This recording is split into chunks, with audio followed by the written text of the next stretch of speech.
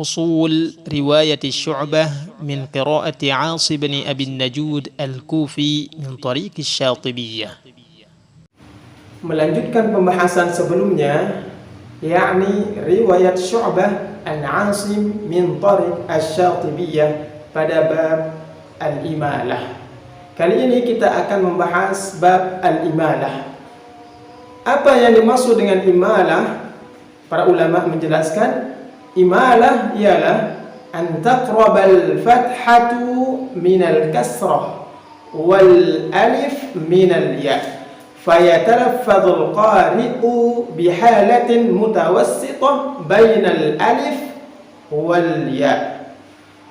Maka yang dimaksud dengan imalah, kata para ulama, adalah mendekatkan harokat fathah ke kasrah, alif ke ya, sehingga pembaca Al-Quran harus melafazkannya dengan cara memiringkan, ya, memiringkan sedikit, dimiringkan antara fathah dengan kasrah, alif dengan ya, bihalatin mutawassithah, di dalam keadaan pertengahan antara alif dengan ya. Itulah cara melafazkan imalah.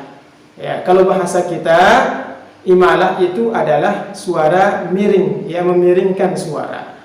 Ya, akan tetapi kata para ulama, an taqrabal fathatu minal kasrah wal alif minal ya, fayatalaffadul qari'u bihalatin mutawassithah bainal alif wal ya. Imalah ini biasanya memiliki tanda hitam di bawah huruf, di pertengahan di bawah huruf.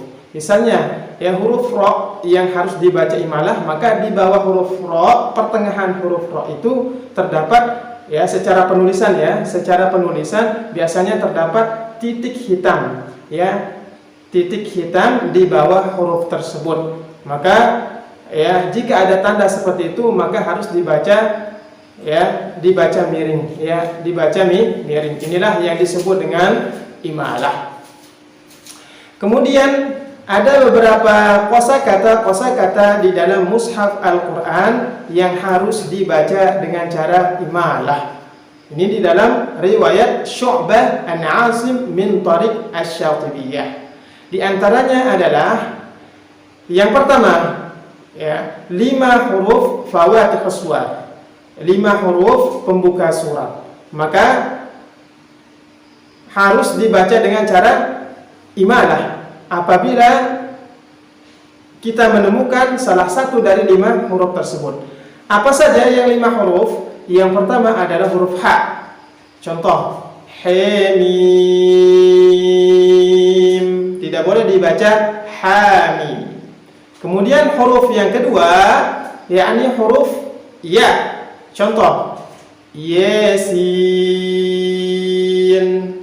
Yang ketiga, huruf to. Contoh, tihi, tidak boleh dibaca toha. Contoh, tihi, ya. Yang keempat adalah huruf ha. Contoh, kaf,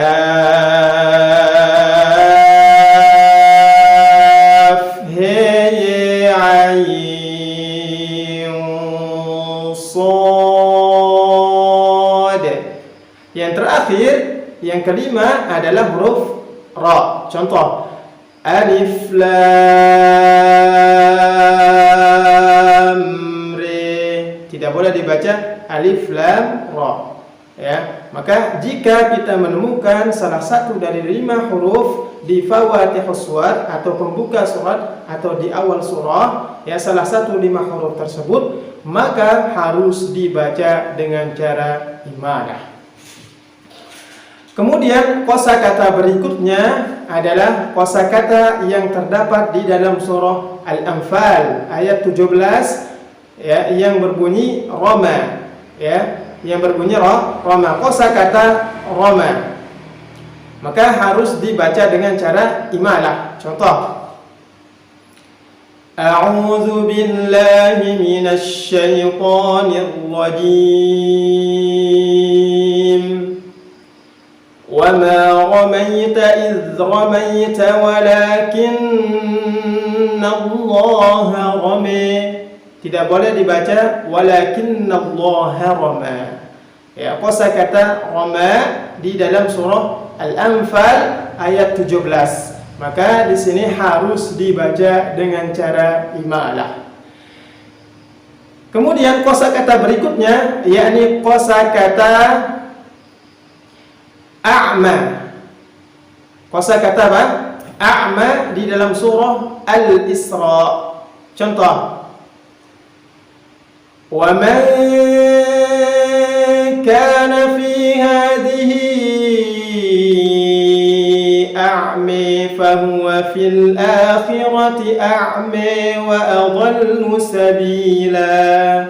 Perhatikan kosakata a'ma di dalam surah Al-Isra, maka harus dibaca dengan cara imalah di dalam bacaan riwayat Syu'bah an Asim min Tariq Asy-Syatibiyah.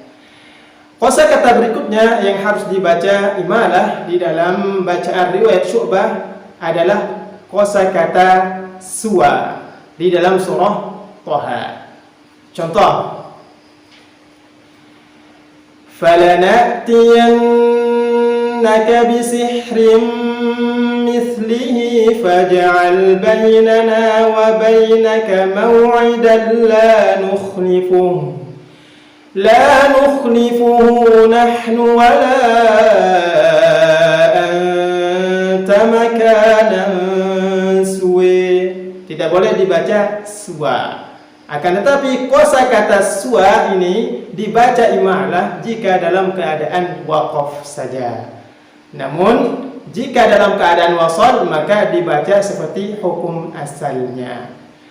6. Kosakata berikutnya yang harus dibaca imalah di dalam riwayat Syu'bah an Asim min Tariq Asy-Syatibiyah adalah kosakata sudah di dalam surah Al-Qiyamah. Contoh,